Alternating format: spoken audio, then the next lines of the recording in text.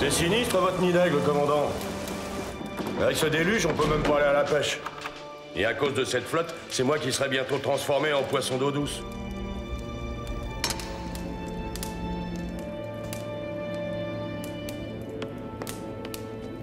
Je me demande ce qu'il pouvait bien y avoir ici.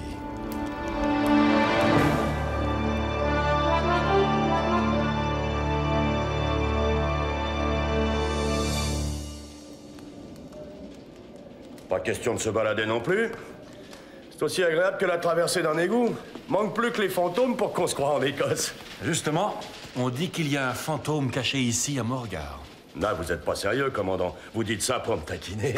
On raconte qu'Isabelle de Morgar, la première châtelaine, a été injustement brûlée pour sorcellerie. Et les soirs d'orage, elle revient hanter la chapelle. Voyez, moi, votre vieille chapelle, mais ça me fout le cafard. On dit aussi que les soirs d'orage, la châtelaine hante les landes pour réclamer justice. Faites pas de blague avec ça, commandant. On sait jamais, hein. Tu sais, au Moyen-Âge, on brûlait les gens pour un oui ou pour un non. Pas étonnant que le fantôme de la comtesse ne puisse pas dormir tranquille. Vous m'énervez à la fin avec vos fantômes. Drôle d'époque, quand même. Après tout, Isabelle de Morgar était peut-être vraiment une sorcière. Quand je pense qu'elle a habité ce château, j'aurais bien aimé connaître Isabelle. Mais bien pas moi.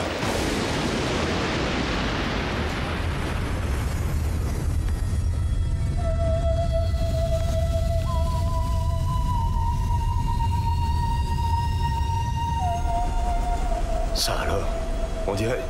Allons voir.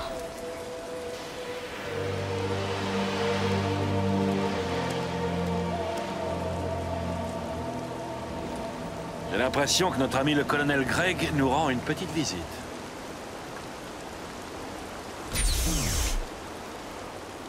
Il y a encore du gigot?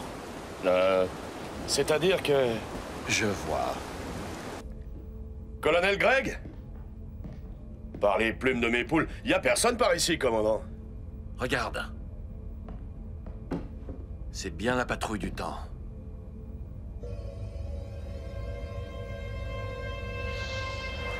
Vous croyez qu'ils en sont capables, colonel? C'est très dangereux de laisser un appareil semblable dans les mains de n'importe qui. Justement, je crois que le commandant Moran et Bill Ballantine ne sont pas n'importe qui. Les possibilités de cette machine sont infinies. Peu de gens résisteraient à la tentation de s'en servir à des fins personnelles, voire même criminelles. Vous prenez un grand risque, colonel Craig. Je les ai déjà rencontrés et je crois que nous pouvons prendre le risque de laisser ces deux-là seuls avec la machine. Je ne suis pas d'accord, mais comme d'habitude, vous n'en ferez qu'à votre tête. Espérons que ces deux gaillards vous donneront raison.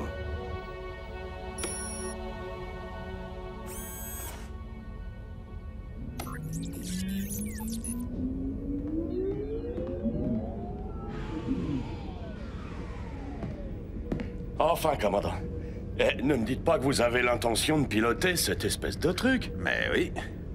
Si le colonel Gregg nous a laissé ce vaisseau sans équipage, c'est probablement qu'il nous invite à faire une petite visite de courtoisie à la patrouille du temps. Et en plus, ça ne voyage pas simplement que dans le temps, cette merveille. Regarde-moi cette map-monde. Ça sert à quoi une map-monde, Bill? Vous voulez dire qu'on pourrait se balader dans le temps et dans l'espace en même temps? Exactement. Ça te dirait une petite excursion?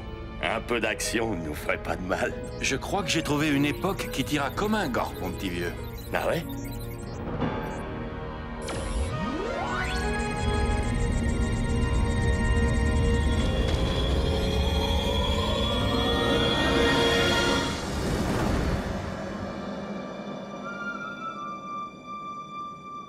Ils ne pourront plus m'ignorer longtemps. Un jour, on me reconnaîtra pour ce que je suis, et les honneurs de ma naissance me seront enfin rendus. Ce jour-là, tu mangeras à ma table, compagnon.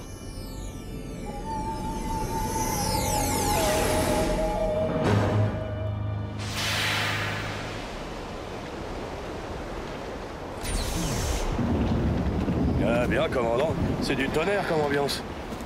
Et on a bien fait d'emporter nos Canadiennes, dites donc. On ne voit plus le château. Il est à quelques kilomètres, derrière les arbres. Vous êtes certain qu'on est bien au Moyen-Âge?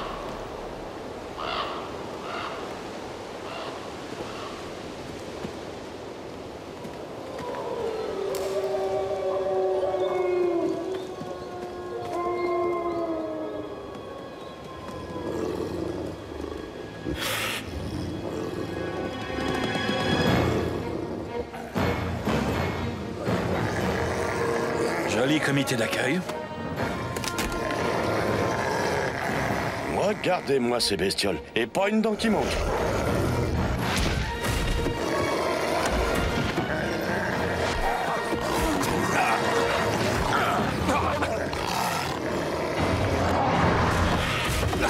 Tenez bon, commandant.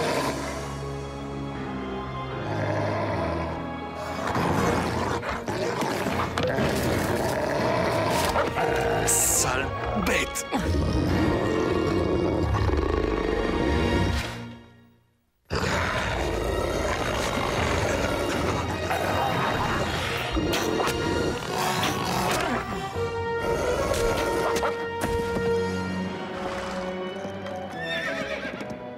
Vous nous avez tiré d'une fort mauvaise posture, messire. Mon compagnon et moi-même, nous vous en remercions. Je suis la comtesse Isabelle de Beauregard. C'est la sorcière, commandant. Levons le camp. Voyons, Bill. Eh bien, vous êtes sur mes terres, messire. À qui ai-je l'honneur? Je suis Bob Moran, chevalier en pèlerinage. À votre service, comtesse. Vous, un chevalier? Est-ce bien sûr? Et voici mon fidèle compagnon, Bill Ballantine. Un Anglais? Notre pays est en guerre contre les Anglais. Pardon, comtesse, mais je suis écossais. Vous n'êtes certainement pas sans savoir que depuis William Wallace, mes compatriotes se battent sans relâche contre les Anglais. Je ne savais pas que tu étais un crack en histoire. Eh oui, commandant. Le muscle ajouté à un grand cerveau. Je ne vous crois pas plus, chevalier, que je ne suis nonne, messire. Mais vous me paraissez valeureux, et je vous offre mon hospitalité. Voici Guillaume, mon intendant. Tu vois bien qu'elle n'est pas plus sorcière que toi et moi.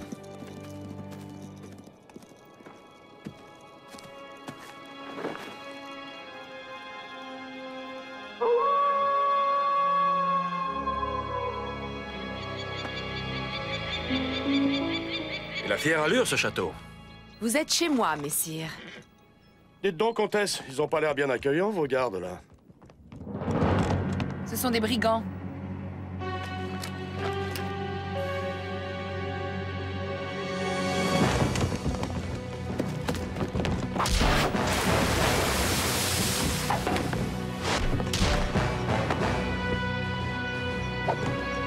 Attention!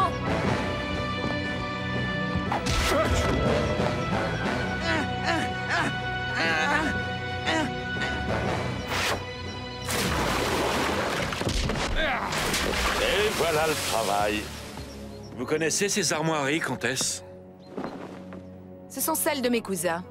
Il y a Norbert, Ostrebert et Sigbert, tous trois seigneurs de la Énormerie. Ils ont une drôle de façon de manifester leur affection dans la famille. Je vous dois des explications, mais allons d'abord nous restaurer. Voilà qui est bien parlé, comtesse.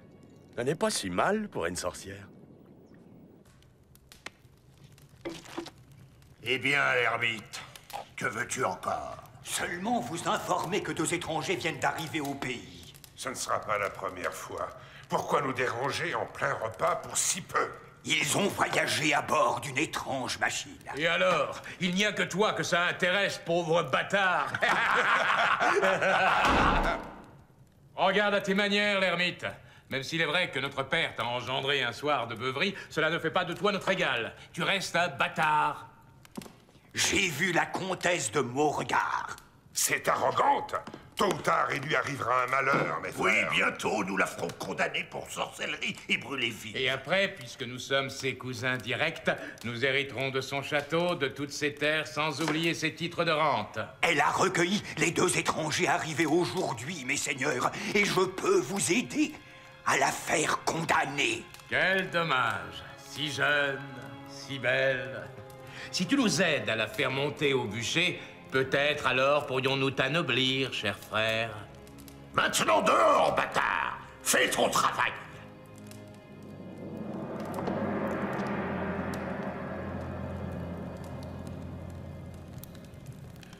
Je préfère la moquette.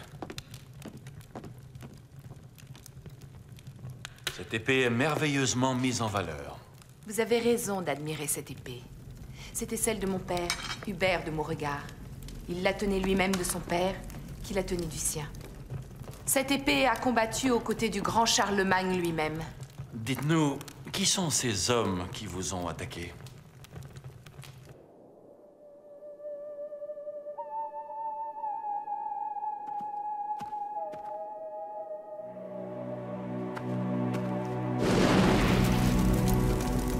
Les seigneurs de la Énormerie sont mes cousins. Depuis toujours, ils veulent m'étaire. Ils font courir le bruit que je suis une sorcière. Et c'est vrai? Je vis seule, je m'intéresse à l'astronomie, je manie l'arbalète aussi bien que n'importe quel archer par ici, et j'ai le malheur de ne pas aimer la broderie. Est-ce dire que je suis une sorcière? Les seigneurs de la Énormerie ont empoisonné mes récoltes, afin que l'on croie que mes terres sont ensorcelées. Depuis, à l'exception de mon fidèle Guillaume, ma cour m'a abandonnée. Influencé par l'ordre de mes cousins, l'évêque de Périgueux refuse de m'accorder sa protection. Mes cousins sont prêts à tout pour prouver que je suis une sorcière. Ils pourront alors me mener au bûcher et s'emparer de mes biens. Nous ne les laisserons pas faire. Vous ne les connaissez pas. Ils sont puissants et prêts à tout pour y arriver.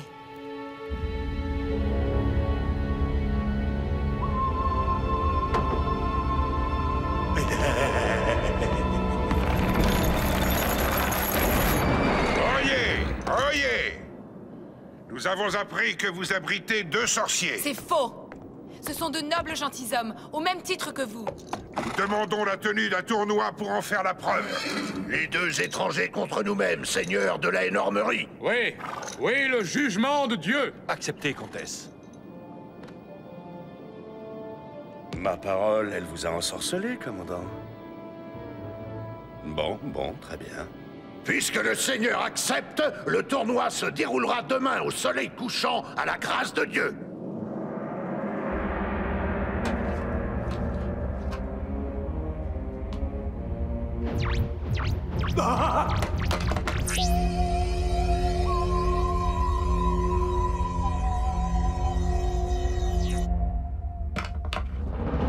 Je tiens la preuve. Je serai enfin légitimé.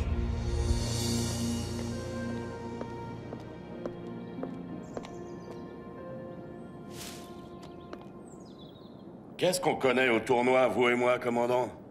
Tu vas quand même pas te défiler devant ces 3 gros patapoufs. Ben, je ne suis jamais monté sur un cheval déguisé en boîte de conserve, moi. On peut pas laisser tomber la comtesse, Bill.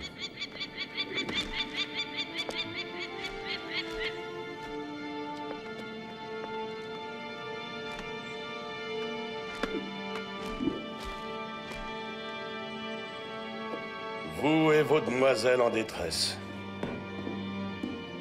Je vous aiderai si vous le permettez. Fantastique.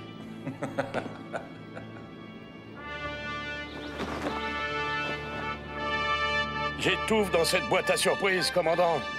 Eh bien, tu seras bien content de la voir quand tu recevras un coup de lance. Après ce fichu tournoi, c'est terminé de faire le guignol.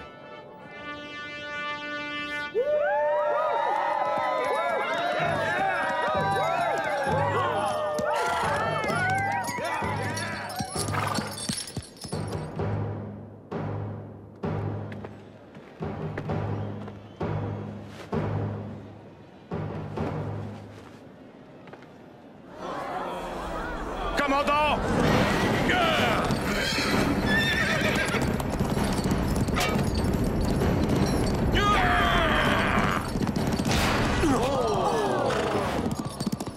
Regarde, ça sera le massacre, Siegbert.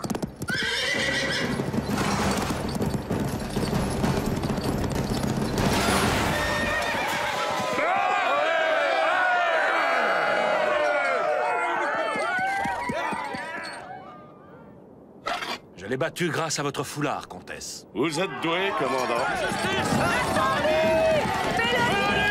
Les règles sont violées. Qu'on arrête le tournoi. Écrase-moi ces masses de lard, mon vieux Bill.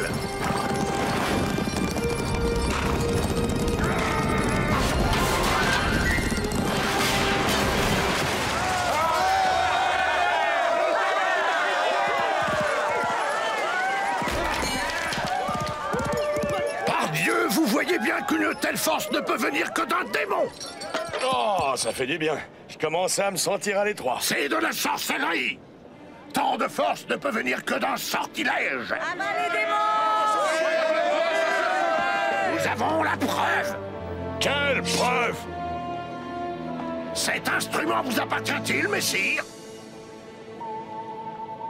Oui, mais...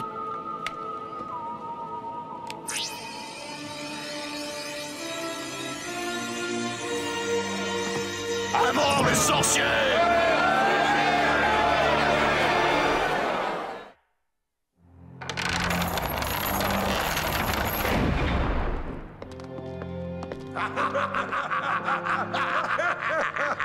Nous assiégerons votre château jusqu'à ce que vous vous rendiez, sorciers!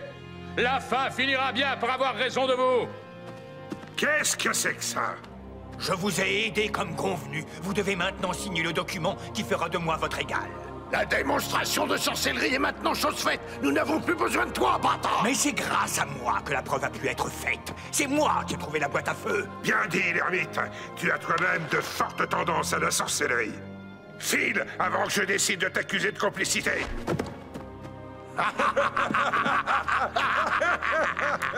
Je n'ai plus qu'un recours. Le roi. Il me connaît, il m'écoutera. Mais comment le rejoindre? Son campement est à des lieues d'ici. Y a-t-il une façon de quitter le château sans être vu? Il y a bien un passage souterrain. Mais je ne peux pas vous laisser courir ce risque. Vous en avez déjà trop fait. Je vous prendrai cette épée qui me fera reconnaître du roi Charles. Et je m'occupe du reste. Et moi, commandant? Je crois que vous ne serez pas trop de deux pour défendre le château. Par ici. J'avais décidément de surprise en surprise dans ce château. Vous n'aviez qu'à pas l'acheter. Prenez garde, chevalier Moran. Ne craignez rien, comtesse. Je serai vite de retour.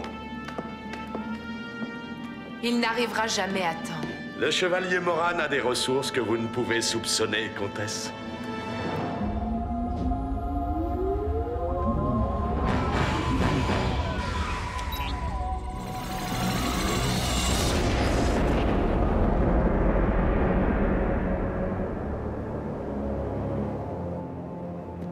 Tout est prêt.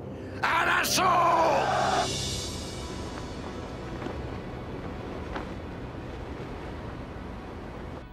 Je reconnais l'épée de mon valeureux Hubert. Et vous dites que sa fille est en danger, chevalier? Oui, sire. Seule votre parole peut réussir à vaincre les calomnies et à libérer Isabelle de Morgar du joug de ses félons. Je connais les seigneurs de la Énormerie. Je les soupçonne d'avoir déjà comploté avec l'ennemi anglais afin d'assouvir leurs intérêts. Soit, j'aiderai Isabelle. Mais, Majesté, ce voyage est beaucoup trop risqué. Votre suite se fera très vite remarquer. Les Anglais ont moult enclaves sur la route et ne demandent que votre perte. Nous prendrons des habits de moine. Votre figure est célèbre, sire. On vous reconnaîtra. Pardonnez ma hardiesse, Altesse. Il y a peut-être une autre façon plus discrète de voyager.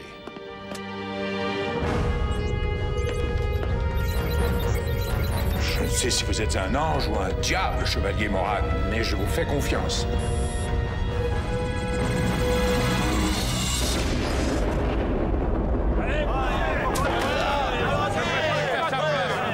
Débarrassez-moi de cette quincaillerie de pacotille, bande de baudruches, ou je vous fais éclater la cervelle au casse-noix!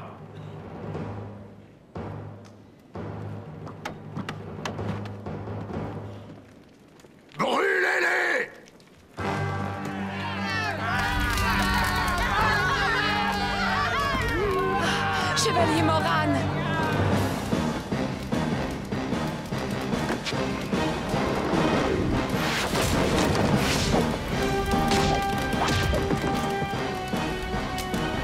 Une minute de plus, et je faisais un fameux feu d'artifice, commandant. Ne restons pas là. Je demande la grâce pour Isabelle de Morgar et le chevalier Ballantyne. Pour qui te prends-tu, moine?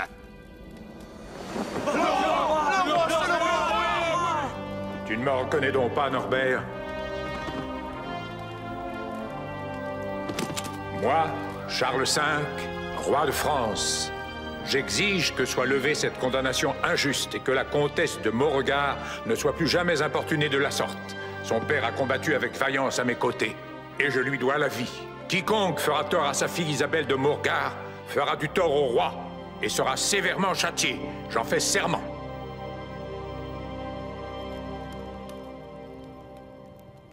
Je vous dois beaucoup.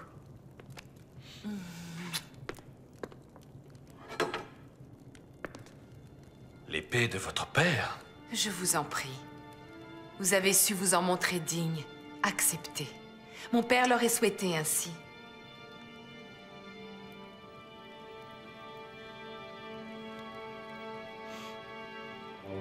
Allons, commandant.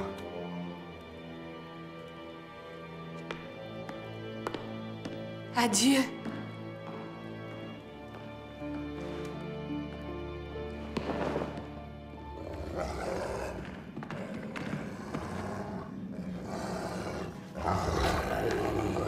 Mes chers frères, bienvenue à ce repas familial.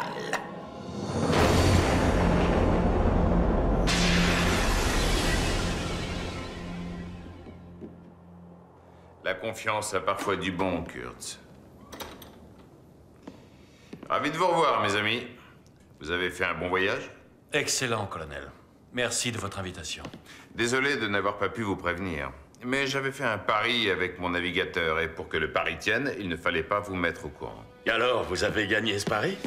Au-delà de mes espérances, cher patrouilleur.